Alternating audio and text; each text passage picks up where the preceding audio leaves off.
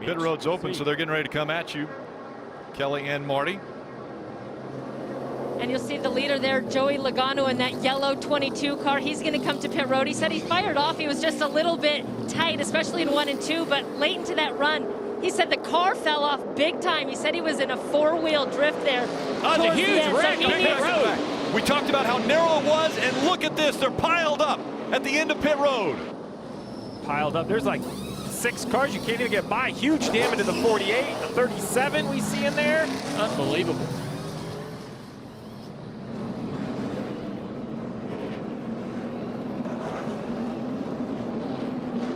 The others that were up front, not affected. If the one has an issue on his pit stop, it is chaos on pit road. And look at this. The chaos back here. Corey LaJoie in the 32, he's in it. The 19, Martin Truex Jr., because of the issues he had on the track, he's involved in this as well. They pile up at the entrance to pit road.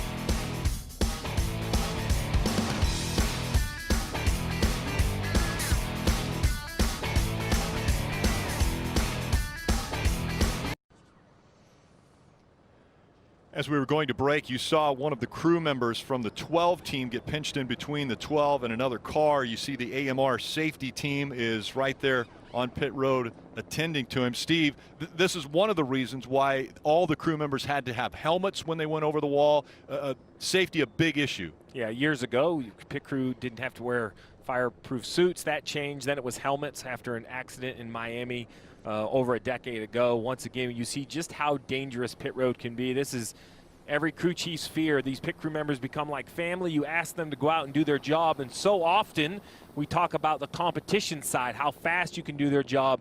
But Jeff did a nice job of highlighting how narrow the pit road here in Indianapolis, and it doesn't matter the speed of these cars. They're 3,500 pounds. A 3,500-pound vehicle when they start sliding around. These crew members, all very brave men and women who jump over pit wall week in and week out. So they're attending to one of the crew members from the 12 team. It's really scary, obviously. Here's this, they start coming on pit road and they just all got stacked up right there. One driver had to slow up because of a guy turning into his pits, and then they just all stacked up. And this is the narrowest pit road on the series. Yeah, 24 feet. And you know, cars in their pit boxes taking up a majority of that, or some of that. And when a car does get slowed down on, you know, it's a chain reaction, a domino effect that starts way up here. And then look at the cars. There's nowhere for these guys to go because of how narrow that pit road is, and affected so many cars. We also saw a tire got hit there. Those things are 70 pounds that just got thrown in the air there. Great to see a smile on his face. So a thumbs up and a smile. Again, that crew member for the 12 team. Those guys are warriors. Go over the pit wall. What kind of man? Think about the nerve of that guy. Smiling after that.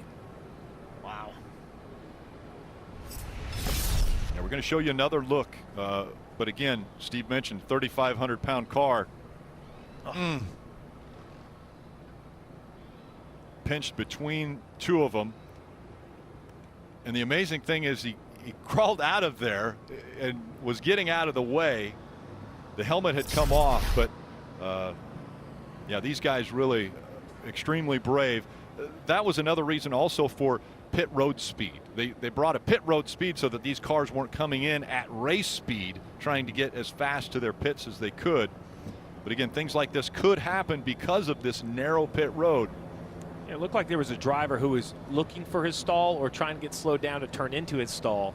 And as he slows down, the chain reaction, as you two have pointed out, Jeff and Dale, you know, once they kind of start banging in there, not only is it narrow, but it's not narrow to grass at a different track like perhaps Charlotte or other places where you could spin out into the grass. Because of, you know, the proximity to the front stretch, the wall is required, so there's nowhere even for the spinning cars to go. They stay collected on pit road. This is the second year in a row Martin Truex Jr. has had problems on pit road early in the race.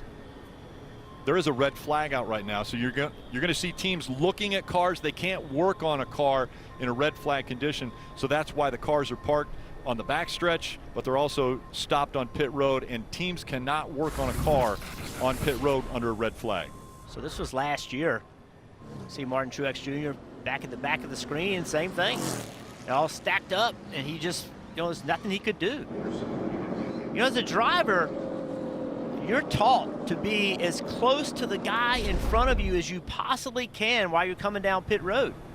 If you're 4 feet behind, that's the same as making a slower stop, right? You have to be stacked up to the guy in front of you to maximize your amount of time that you're on pit road. Marty.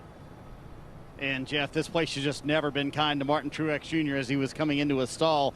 He told his crew chief, Martin Truex Jr., to James Small, he said, "I'm sorry, this is just a disaster of a day." Remember, they started the race, they had the engine issue, then they got caught in the wreck on pit road. As you mentioned, Jeff, second year in a row for the 19 team. And all they're doing right now is evaluating what they can do. To Rick's point, they can't work on it right now under the red flag. Blake Harris there in the Bass Pro Shops helmet leaning in. He's the car chief. They can do this. They cannot touch the car, though, and do any repairs to the car. So they're kind of evaluating now. And, Steve, you've done this before. Make a plan as best you can. So as soon as that yellow flag comes back out, let's get everything done. Well, they have to have 2 plans now. They have damage, and they still have an engine issue. Without that engine issue, you question if they would have ever been far enough back to get into this accident, Rick. It was chaotic on the entrance to pit road for the 19 of Martin Truex Jr. Under a red flag early at Indianapolis Motor Speedway. You're watching the Big Machine Hand Sanitizer 400 at the Brickyard. Telecast presented by Advanced Auto Parts. The reason for the red flag, an accident at the entrance to pit road. And we have confirmation from the 12 team that it was Zach Price, the rear tire changer, that was pinched between 2 cars, and he's being checked out now by the AMR safety crew. So as we take this look right here, that's Michael McDowell. He's slowed down because he's pitting directly in front of the 12. So as he slows down, you can see the stack up behind him, just like on the interstate, right, Jeff? When someone slows down, no one's expecting it. Everybody checks up, and obviously the chain reaction, there started to be contact and just no room to avoid it. Yeah, the visibility. Keep in mind. See right here, this is, oh, that's so scary. Ugh. Keep in mind, when you're driving that race, when you're driving a race car, you can't see through the car that's in front of you. So, you don't know what's going on 3 cars in front of. If they get stacked up, it's very difficult for you to see it and get slowed down in time, especially single file on pit road. Kelly.